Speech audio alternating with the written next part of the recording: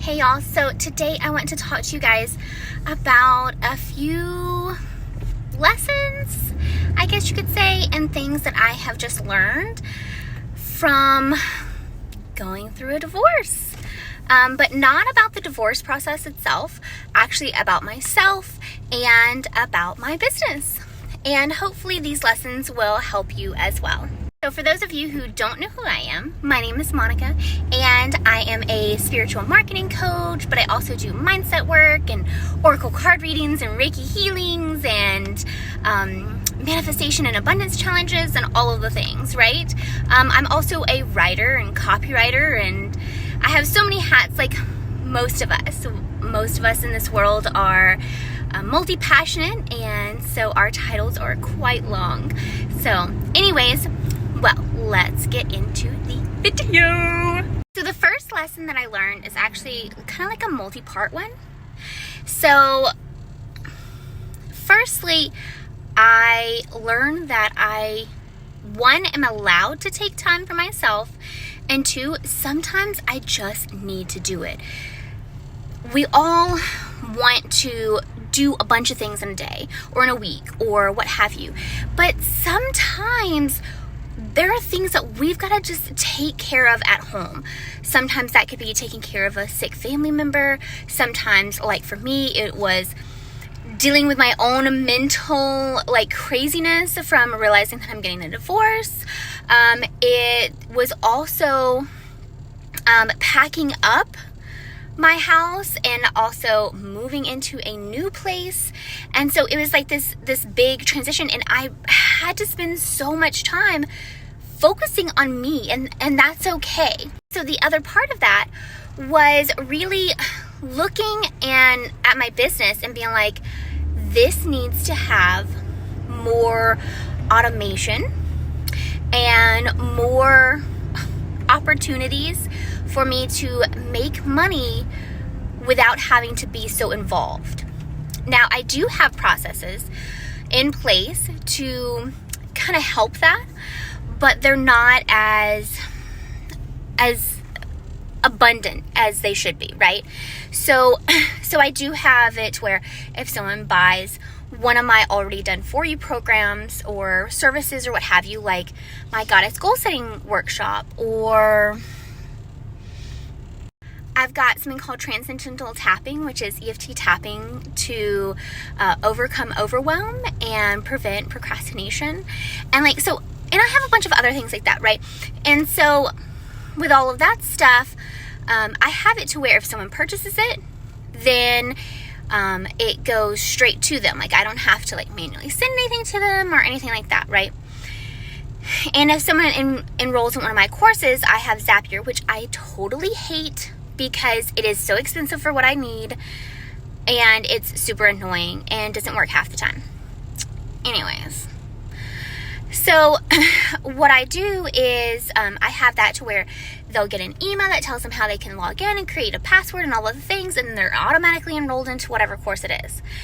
Now, if they want to enroll in more than one course, though, I don't have that set up. So anyways, y'all.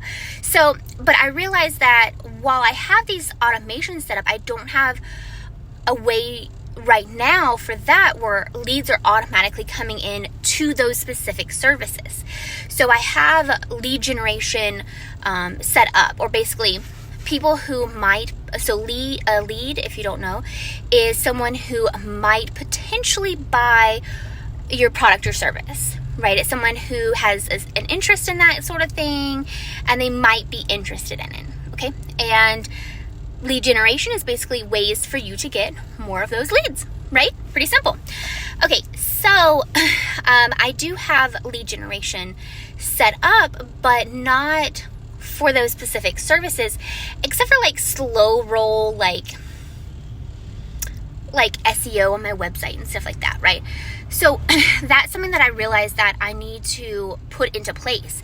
And if you're somebody who has a family, whether that's a 2-person family or if that's a big family, I highly suggest that you have a way to, whether that's ads or blog post or that you share to Pinterest, or a podcast that you have done in the past, or, you know, articles, guest posting, any of that kind of thing, you know, that allows you to have your info out there, and people can come to your site or come to, you know, your Facebook group or, you know, whatever, and go through your sales process, or just go straight directly to those products and services that can automatically be sent out.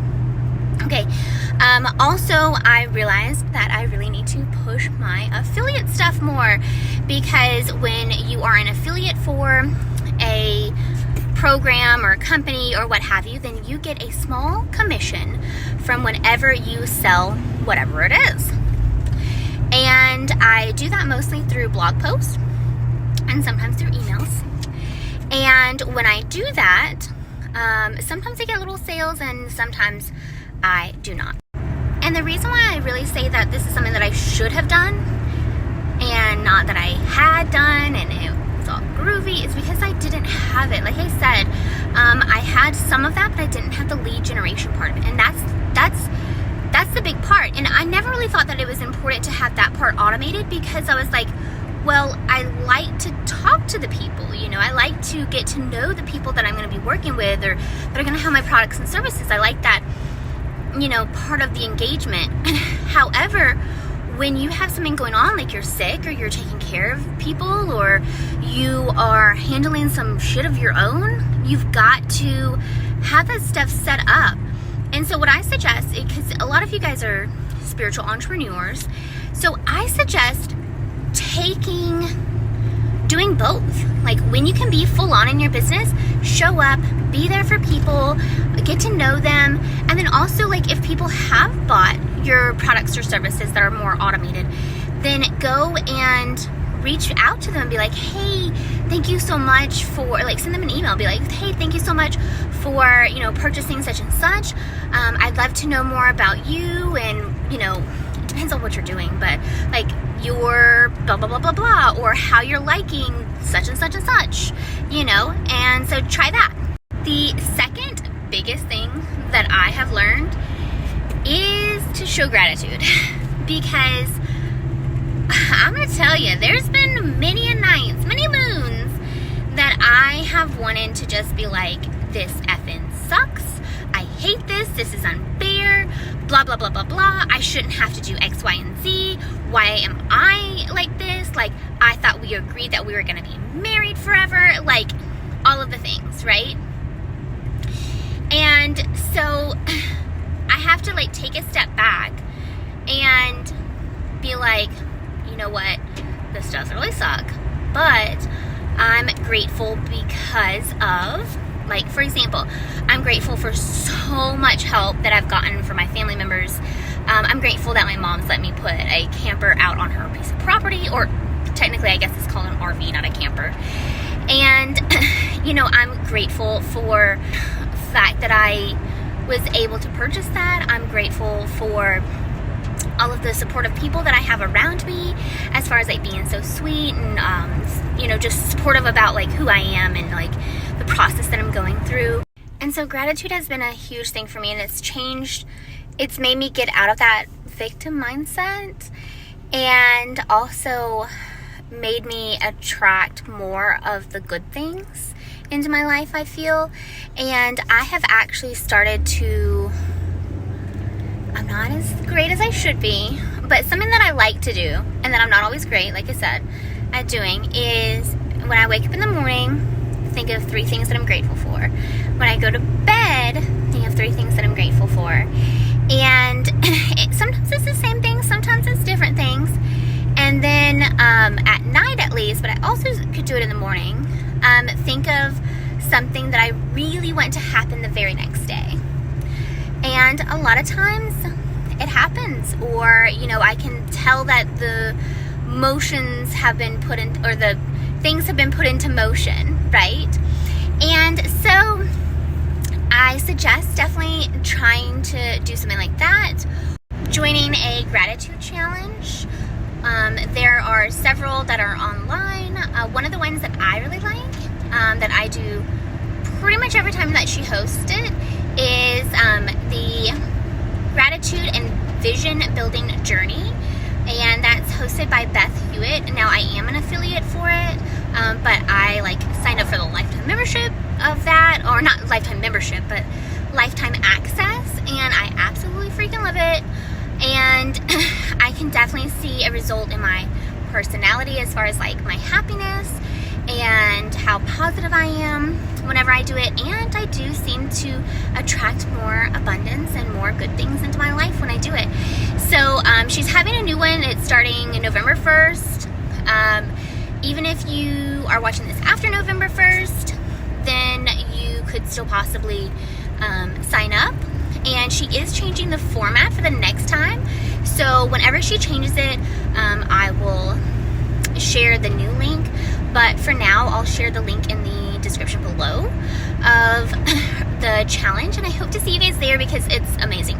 But regardless of if you use her challenge or not, I definitely suggest trying to be more grateful in general.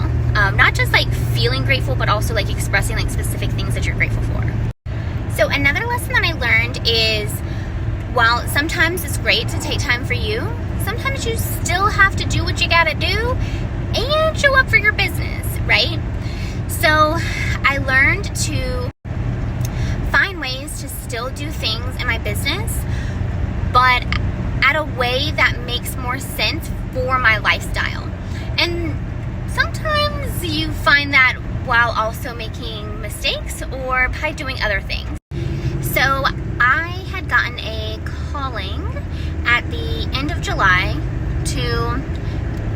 the end of June to do a Manifestation and Abundance Challenge live.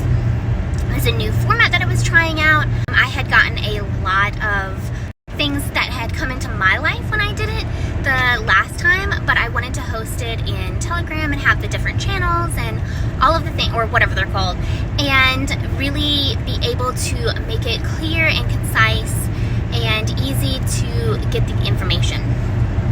And I gave myself a very short period in as far as promoting it and whatnot in this group that I'm in. And I had 2 people sign up, and I was like, that's great, that's fine, it's a new format, let's do this. And originally I was going to do weekly lives. Well, it found out that, and I was expecting to do 45 minutes to an hour, but it turns out that I was able to share the information in such short periods of time, and I didn't have very many questions, and so I wasn't having to do it 45 minutes to an hour. Most of the time it was 20 to 30 minutes. But then as time went on, both the ladies and myself we were just so busy that it was hard to get on lives, at the same time. And so what I ended up doing is going through and recording different things throughout the week, and then I would send that recording to them. And sometimes it was short and sometimes it was long. And that seemed to be really beneficial. So then I thought, going forwards, maybe having a monthly, because it's a 3-month thing, so a monthly live, and that way everybody can get their questions and all the things, and then do these weekly or maybe even bi-weekly recorded extra bonus videos. So, and that's just something that I realized that I needed to do for me, for my clients, etc. I had talked about how I have a lead generation source set up for me, and one of those things is basically where I can get I'm in this Facebook group called Psy Chicks.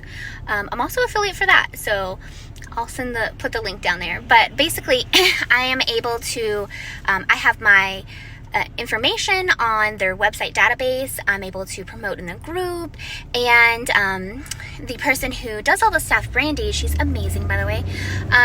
One of the things that she does is she does ads sometimes, and so I have it set up to where someone can message me and they can get one free oracle card reading about business or finance.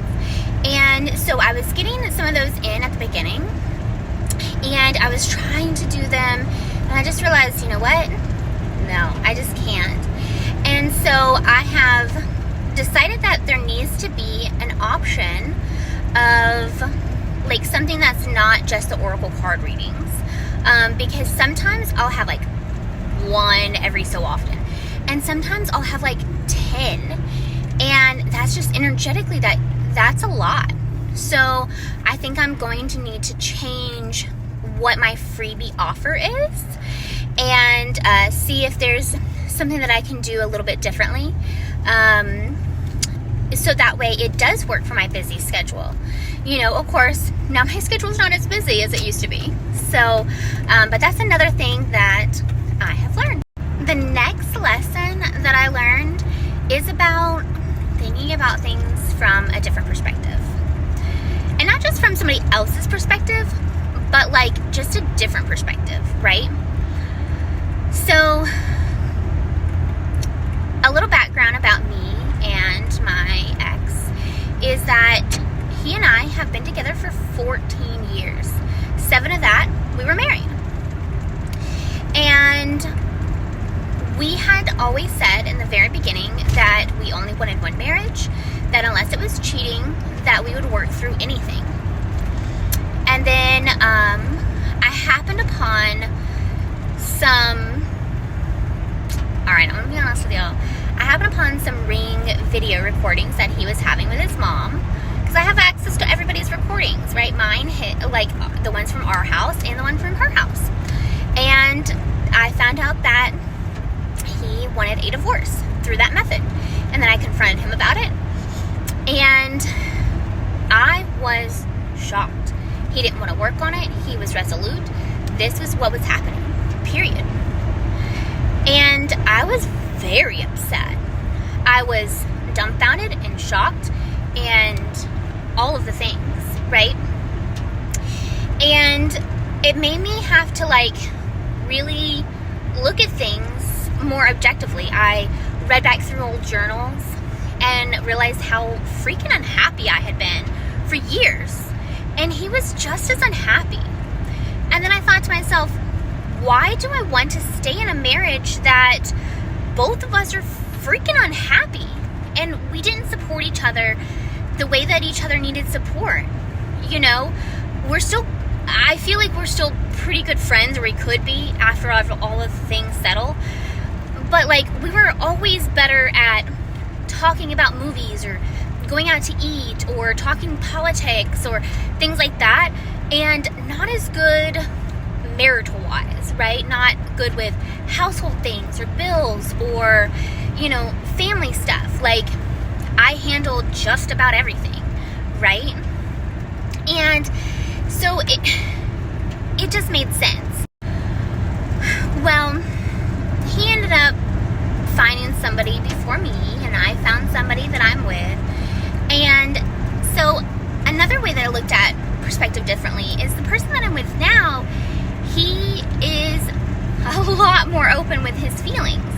And so maybe sometimes he did something that upset me, that he was in the wrong, right?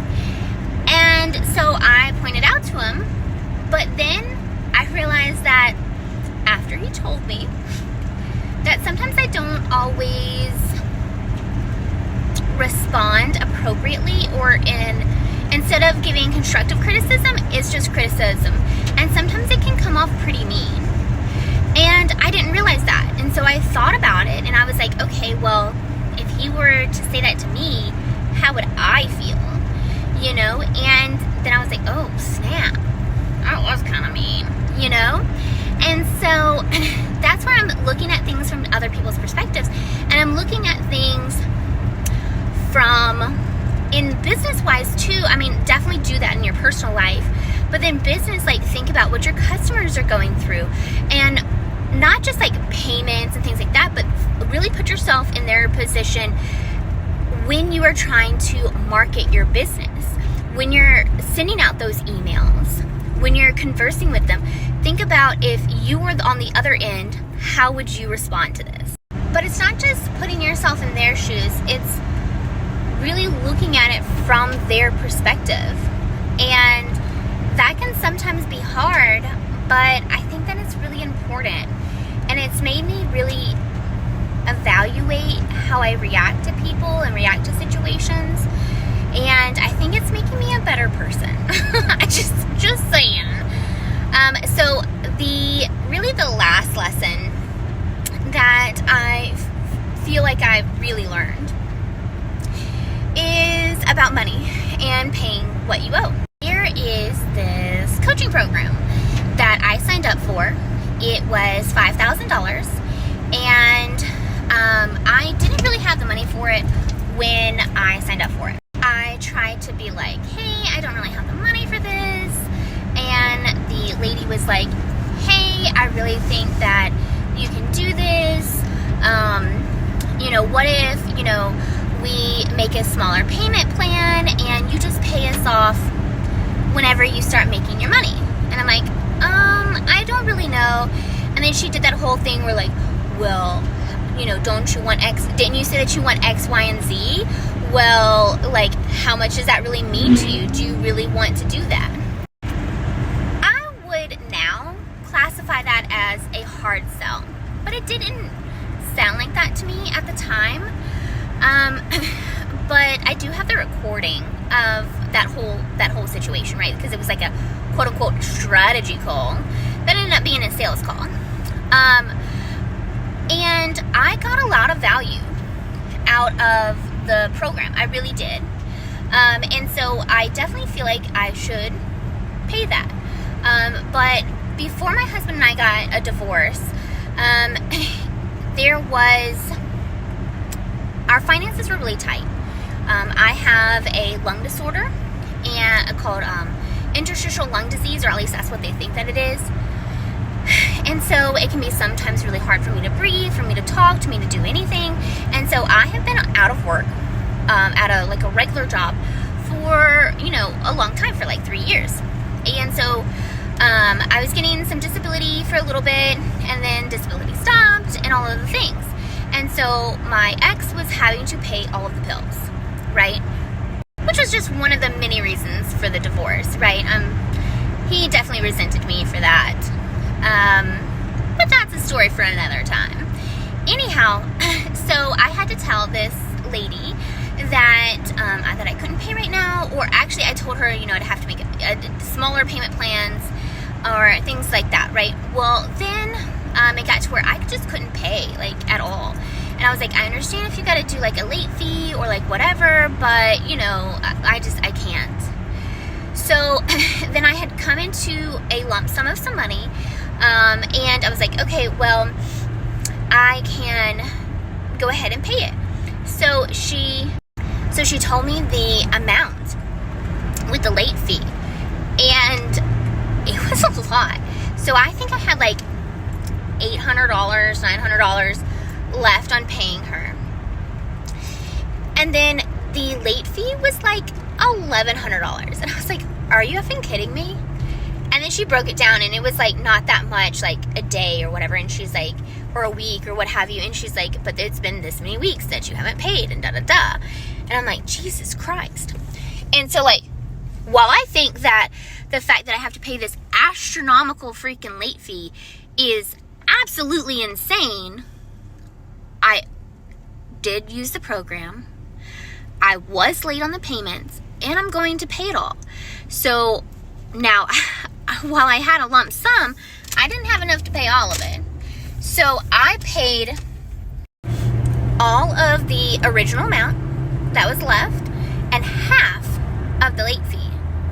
And then I was like, just give me a few months, and I'll pay the other half.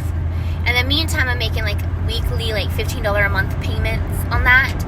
So, and now it's been a month and a half, and she's hounding me again, which is super freaking annoying. But what I learned was, if you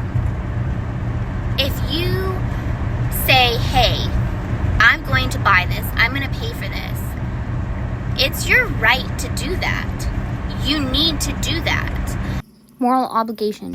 And if you have a business, you want to attract people that are willing to pay your services, right? So you don't want to go out there and, as yourself, not pay for the services that you have gotten, you know? And so basically do with other business people like you want people to do with you. You know what I mean? I know that was kind of worded weird, but yes, if you want people to stay true to their commitments, then you need to stay true to your commitments, especially in business. And now this wasn't a lesson that I learned. This was something that I already knew, but I am paying attention to it again, is you always need to know how much you have going out, so you know how much you need to have coming in. And that is huge. Very huge. So, those are the lessons that I have learned through my divorce and through this process that will and / have helped me in my business and my life. And I hope these lessons will help you too. And I love all of you. I wish you all the best, and I hope that you have a wonderful, wonderful day, wonderful week, and